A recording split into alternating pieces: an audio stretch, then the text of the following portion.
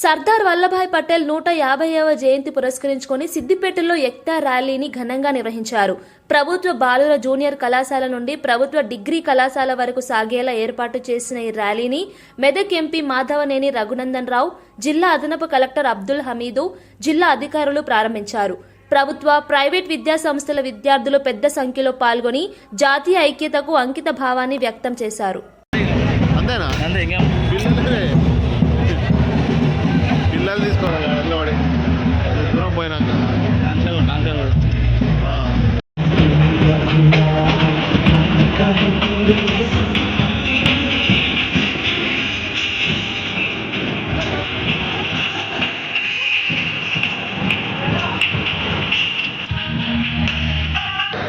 ఈ దేశాన్ని విచ్ఛిన్నం చేయాలని కొంతమంది చదువుకున్నటువంటి మూర్ఖులు తెల్లకోట వేసుకొని ఆపదలో ఉన్న ప్రాణాలు కాపాడాల్సినటువంటి డాక్టర్లు కొంతమంది వెదవ పనిచేస్తూ ఈ దేశాన్ని విచ్ఛిన్నం చేయాలనేటువంటి కొన్ని కుట్రలు చేస్తూ ఉన్నారు.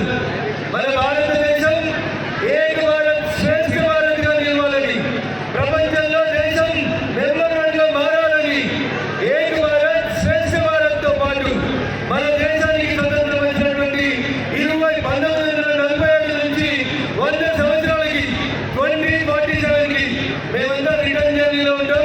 అప్పటికి ఈ దేశం మీదే, భావి భారత పౌరులు మీదే. కాబట్టి 2047కి నా దేశం వికసిత భారత్గా నిలబడాలని నరేంద్ర మోడీ గారి సంకల్పాన్ని మీరందరూ ముందుకు తీసుకెళ్లాలని, ఆ లక్ష్య సాధనలో భాగంగా ఈ రోజు ప్రారంభించినటువంటి యూనిటీ మార్చ్ లో మీరందరూ కూడా దయచేసి భావి భారత పౌరులుగా గొప్ప నిబద్ధతతో మన దేశాన్ని ముందుకు నడిపేటువంటి మంచి నాయకులుగా మీరందరూ ఎదగాలని మనస్ఫూర్తిగా కోరుకుంటూ ఈ కార్యక్రమాన్ని ఇంత గొప్పగా ఏర్పాటు చేసినటువంటి మహిళ జిల్లా కన్వీనర్ గారు మిత్రుడు రంజీవ్ గారికి, ఈ కార్యక్రమంలో పాల్పంచుకుంటూ